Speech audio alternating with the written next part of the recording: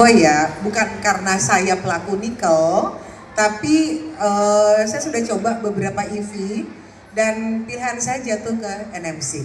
Ya, agak lebih mahal sih memang ya. Iya Bu. Lebih mahal. Ya, jadi dulu saya pernah menggunakan yang dari LFP, tapi hanya bertahan 3 bulan, ganti ah. Nah, kenapa? Saya merasakan apa ya, beda aja gitu ya. Walaupun interiornya kurang ya, kayaknya kalau interior NMC kurang banget gitu ya. Tapi kalau kita berbicara density, kemudian panasnya, terus kita pegang handphone seharian katanya nggak boleh radiasi. Ya. Nah efek nih, efek kita berbicara efek. Seharian pegang aja, otak kita udah panas. Bagaimana kalau kita seharian di dalam satu mobil yang terkurung litium?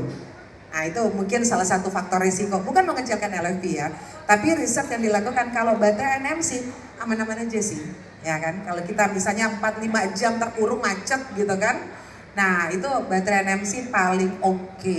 Itu menurut riset yang dilakukan oleh OEM yang di Eropa gitu, makanya saya tetap pilih kepada NMC walaupun lebih mahal dikit, oke? Ya jadi ya, pilihlah NMC maaf. Pilihlah nikel, cintailah kebanggaan Indonesia. Tapi saya agak terkulik dikit nih yang disampaikan Pak Boy ya. Kan dari pidato-pidato Pak Presiden dari awal janji gitu kan kampanye. Ini kita berbicara swasembada, termasuk swasembada nikel sudah. Tapi swasembada EV-nya sudah belum? Belum ya? Pertanyaan saya katanya kita mau EV end-to-end nikel ya. Dari tambang sampai jadi EV. Kok beberapa bulan lalu kita import ribuan gitu loh. Nah gimana judulnya? Importnya nggak tanggung-tanggung, ribuan impor dari India. Kemudian pabrik yang dibangun di Kerawang sana, baik Hyundai maupun BYD, LFP juga.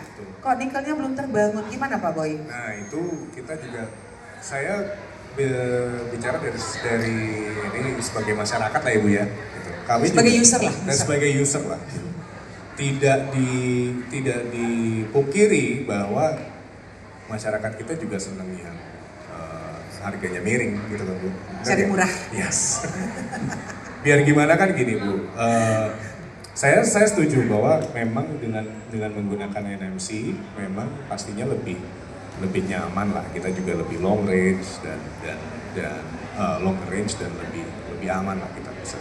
Dan LFP juga banyak kejadian-kejadian yang belum pernah ada loh NMC yang meledak tiba-tiba. Nah, kalau LFP sering mati mendadak, meledak tiba-tiba, panas gitu. Betul. Nah, itulah sebenarnya saya pribadi ngelihat inkonsistensi dari segi ya itu tadi density-nya. Nah, tapi balik lagi Bu, ketika saya tadi bilang bahwa otomotif itu justru mesti disupport dan justru dengan dengan kondisi saat ini seharusnya pemerintah lebih banyak bekerja sama atau membangun sinergi dengan produsen-produsen mobil-mobil atau EV berbasis NMC seperti ya BMW, Audi, Volkswagen dan lain-lain, yang mana sebenarnya kita bisa bikin yang lebih murah di Indonesia loh sebenarnya. Karena materialnya di sini di sini semua. Itu yang mestinya bisa didorong gitu. Jangan malah. Cuma ya itu marketnya mungkin. Betul. Nah kan balik lagi kalau mau lihat quality, justru kita lebih pikirkan bagaimana membuat value chain tersebut ada di Indonesia dan untuk orang Indonesia. Yes. Gitu. Seperti insentif gitu. Betul, ya. Betul, insentifnya di situ. Karena kok biar gimana kan balik lagi ya Bu, dengan datangnya banyak EV yang promonya menarik lagi ya. Promonya menarik Bu. Ya kita juga maksudnya sebagai orang konsumen juga jadi konsumen ya? Jadi tergiur juga kan. Ya itulah. Kurang lebih seperti itu Bu, banyak. Terima kasih. Oke, makasih Pak Boy. Cukup menarik ya kalau kita berbicara LFP compare to NMC ya. Tapi ya mungkin saya sangat setuju, mungkin kita akan coba ya dorong pemerintah kalau ada pengguna yang menggunakan baterai NMC kasih insentif dong, gitu kan? Pajaknya dikurangin misalnya, pajak aja nggak usah yang lain-lain gitu kan? Pajak kita kan kurangin karena sekarang sudah balik pajak standar gitu.